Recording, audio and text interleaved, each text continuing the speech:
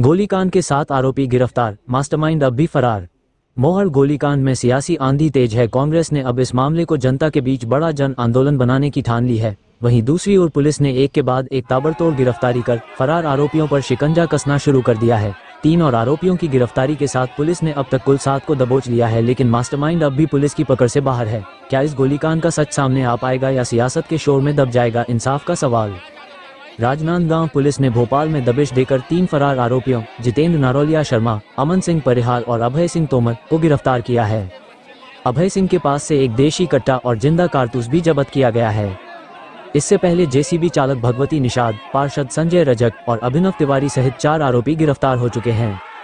गिरफ्तार आरोपी अभिनव तिवारी के ट्रांजिट रिमांड पर लाई गई जी हेक्टर कार को भी जब्त किया गया है, जो घटना में इस्तेमाल हुई थी। 11 जून की रात मोहर नदी में अवैध रेत खनन के लिए रैंप तैयार किया जा रहा था। तभी कुछ ग्रामीणों ने जेसीबी रोकने की कोशिश की, लेकिन मौके पर मौजूद कार सवार बदमाशों ने हमला बोल दिया, लात घूंसे चले और फिर ताबड़तोड़ फायरिंग कर दी गई। ग्रामीणों की शिकायत पर बसंतपुर थाने में बीएनएस की गंभीर धाराएं, आर्म्स एक्ट और माइनिंग एक्ट में केस दर्ज हुआ। पुलिस ने गंभीरता को देखते हुए 5 टीमें गठित की, जो नागपुर, भोपाल, इंदौर और ग्वालियर में लगातार दबिश देती रहीं। अब तक 7 आरोपी सलाखों के पीछे हैं, लेकिन मुख्य साजिशकर्ता यानी मास्टरमाइंड अब भी फरार है। पुलिस का दावा है जल्द ही बाकी आरोपियों को भी गिरफ्तार कर पूरे नेटवर्क को बेनकाब कर दिया जाएगा। Bite Mohit Garg, SP Rajnandgaon. मोहर गोलीकांड, रेत के खेल में बारूद की बू। रेत का अवैध कारोबार अब गोलियों की जुबान बोल रहा है। मोहर गोलीकांड ने न सिर्फ पुलिस को झकझोरा, बल्कि अब यह मसला सियासी संग्राम का केंद्र बन गया है। कांग्रेस खुलकर मैदान में है। नारे, ज्ञापन और दबाव के साथ अब आर पार की लड़ाई का ऐलान हो चुका है। इधर पुलिस की कार्रवाई भी तेज हुई है। भोपाल में छापामार दबिश देकर 3 और आरोपी दबोचे गए हैं। नाम है जितेंद्र नारोलिया शर्मा, अमन सिंह परिहार और अभय सिंह तोमर।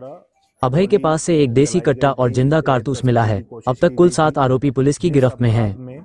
लेकिन सबसे बड़ा सवाल, इस हमले का मास्टरमाइंड अब भी आजाद क्यों घूम रहा है? क्या थी वारदात की पूरी परतें? 11 जून की रात गांव मोहर की नदी किनारे जब ग्रामीणों ने अवैध रेत खनन रोकने की कोशिश की तो बरसने लगी गोलियां।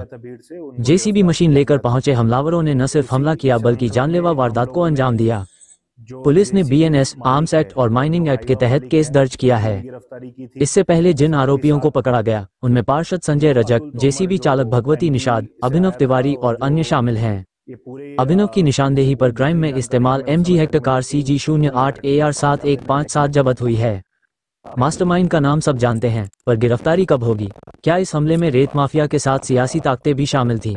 अगर ग्रामीण रेत लूट का विरोध नहीं करते तो क्या गोलीकांड टल सकता था? क्या अब भी पुलिस पर कोई ऊपर से दबाव है जो कुछ नामों को बचा रहा है? क्या मास्टरमाइंड को राजनीतिक संरक्षण मिला हुआ है? अब सवाल सिर्फ रेत का नहीं, सिस्टम की चुप्पी का भी है, और चुप रहना अब किसी भी गांव की सुरक्षा के लिए खतरा बन सकता है।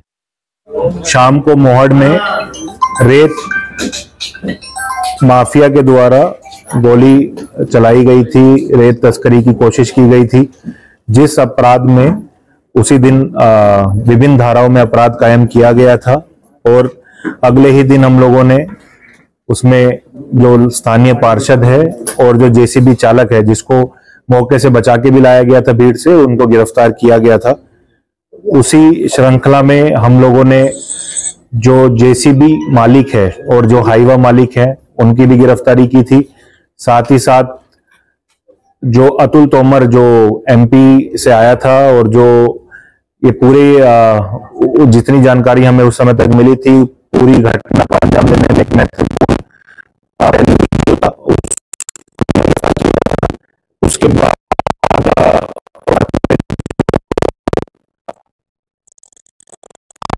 वालों की मदद से आप लोगों के भी जानकारी में है, कुछ वीडियोस भी मिले थे। उसमें हम लोगों को गाड़ी से उतरते हुए 3 लोग भी दिखे थे, जो बाहरी लोग थे, जिनको गांव वाले पहचान नहीं पाए थे। उन लोगों की भी और बाकी लोग जो इस घटना में संलिप्त थे, उन लोगों की तलाश लगातार उसमें जारी है। उसमें कुछ और वीडियोस और ऑडियोस भी बाद में सामने आए, जिसपे भी कार्रवाई लगातार उस समय भी हुई और अभी भी जारी है। इसमें खास करके हम लोगों ने महाराष्ट्र, एमपी और यूपी में कई जगह पर दबिश दी। इन लोगों के जो फरार आरोपी हैं, उनकी पतासाजी के लिए जितने ठिकाने उनके हम लोगों को मिले, जितने हम टेक्निकल डेटा के बेस पे अलग अलग जगह पे हम लोगों को पता लगा, लगातार वहां पे मल्टीपल टीम्स के द्वारा छापेमारी की गई। उसमें एक बड़ी सफलता इसी केस में हम लोगों को मिली है, जिसमें आज 3 लोगों को और गिरफ्तार किया गया है और इनको विधिवत रिमांड पर भेजा जा रहा है। इसमें जितेंद्र नरोलिया, अमन सिंह परिहार और अभय सिंह तोमर, ये 3 लोग शामिल हैं। और सबसे इंपॉर्टेंट बात यह कि ये तीनों लोग उस वीडियो में भी थे। इसकी भी शिनाख्त हम लोगों के द्वारा कराई भी गई है। इनके पास से हम लोगों को एक वेपन और एक जिंदा कारतूस भी मिला है। इसको भी विधिवत जब्त किया गया है और इसकी बैलिस्टिक जांच भी कराई जाएगी ताकि हम लोगों को जो साइंटिफिक एविडेंस भी इसमें हम लोग कलेक्ट कर सकें। साथ ही साथ आज हम लोगों ने, क्योंकि हम लोगों को ये 3 लोग मिले थे, इन लोगों से बहुत सारे तथ्य हम लोगों को मिले इंटेरोगेशन के दौरान, जिसको चेक करने के लिए वापस हम लोगों ने आज प्रोडक्शन रिमांड भी लिया था जेसीबी मालिक और साथ ही साथ जो अतुल तोमर जो बाहर, घटनाक्रम और स्पष्ट हो सके और आगे की कार्रवाई भी हम लोग उसमें कर सके। उसमें एक और बात सामने आई थी कि जो अभिनव तिवारी है उसकी गाड़ी का भी, MG हेक्टर गाड़ी का भी प्रयोग उसके द्वारा इस पूरे मामले के दौरान किया गया था। तो आज ये जानकारी मिलने पर प्रोडक्शन रिमांड लिया गया और उसके बाद में उनकी 7157 गाड़ी। देखिए, सबके अलग अलग कुछ वर्जन्स हैं, इसलिए आज हम लोगों ने दोबारा पुलिस रिमांड भी लिया, जो पहले ही गिरफ्तार हो चुके थे उन लोगों का। अभी तक जितना समझ आया है, और ये और रिफाइन होगा क्योंकि अभी इसमें और विवेचना जारी है, यही कि रेत चोरी की तो खैर बात है ही कि रेत को निकालना था, जिसके अंदर पार्षद का भी इन्वॉल्वमेंट था, पार्टनरशिप था, तिवारी का पार्टनरशिप था। तिवारी जो है, क्योंकि वो उसी के मशीन्स लगे थे और वही जो है रेत को निकाल के आगे तस्करी करने में, जहां अल्टीमेटली बेचा जाना था, उसकी जिम्मेदारी उसने ली थी। और इसमें क्योंकि गांव वालों की सहमति नहीं थी, इसलिए गांव वालों के विरोध को दबाने के लिए इन लोगों ने बाहर से लड़के बुलाए थे, जिसमें ऑलरेडी हम लोग अभी 4 लोगों को गिरफ्तार कर चुके हैं। इन लड़कों की जिम्मेदारी यही थी कि ये लोग जो है रेत निकालने में किसी तरह की अगर कोई आपत्ति करता है तो उसको बलपूर्वक ये लोग रोके और रेत का जो अवैध कारोबार ये लोग करने वाले थे उसको ये बेधड़क करें। इसी प्लानिंग के साथ अभी तक जो सामने इन लोगों ने पूरी जो चीज की शुरुआत की थी और उसी के तहत अभी हम लोग कार्रवाई कर रहे हैं। इसमें हमें और लोगों के नाम भी अभी पता लगे हैं, जो आप लोगों को बाद धीरे धीरे आप लोगों को पता लगेंगे।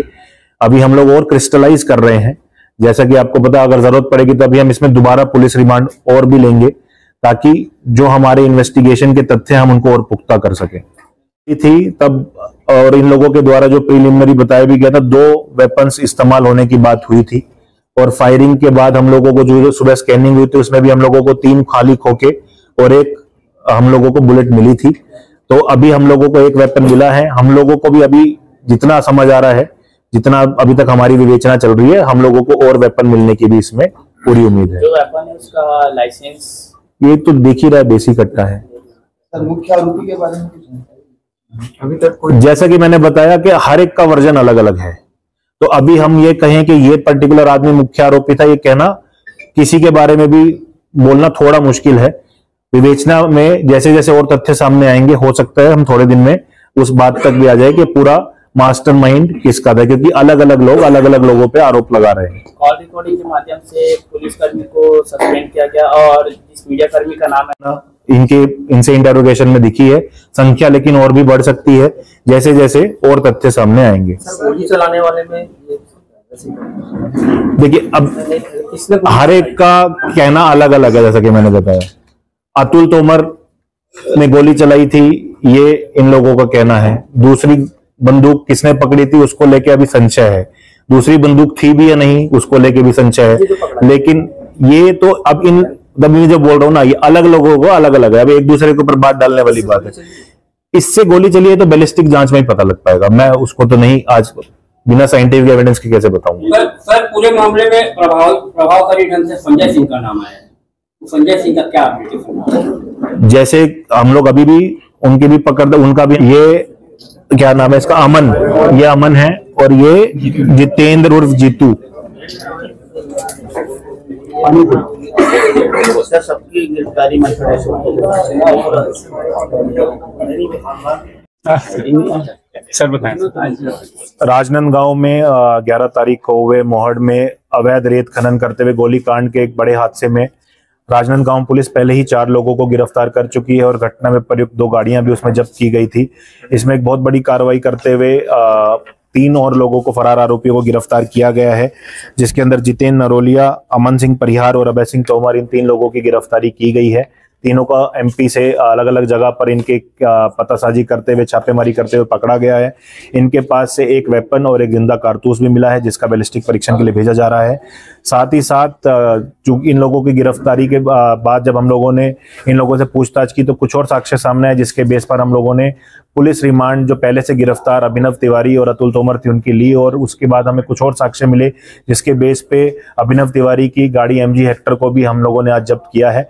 तीनों को गिरफ्तार करके विधिवत न्यायिक रिमांड पर भेजा गया है। सर, अभी तक कोई मुख्य आरोपी निर्धारित हुआ है और इसके अलावा और भी आरोपी हो सकते हैं? जहां तक अभी तक हम लोगों को विवेचना में समझ आ रहा है, अभी भी कुछ 2 से 3 लोग और इसमें हैं और ये संख्या और ज्यादा भी हो सकती है जैसे जैसे इसमें विवेचना आगे बढ़ेगी। आज की डेट में किसी एक को मुख्य आरोपी बोलना संभव नहीं है। सर, और कुछ वेपन मिलने की उम्मीद है? जो इनिशियल जो बात आई थी उसमें 2 वेपन यूज होने की बात आई थी, तो इसलिए हमें अभी भी उम्मीद है।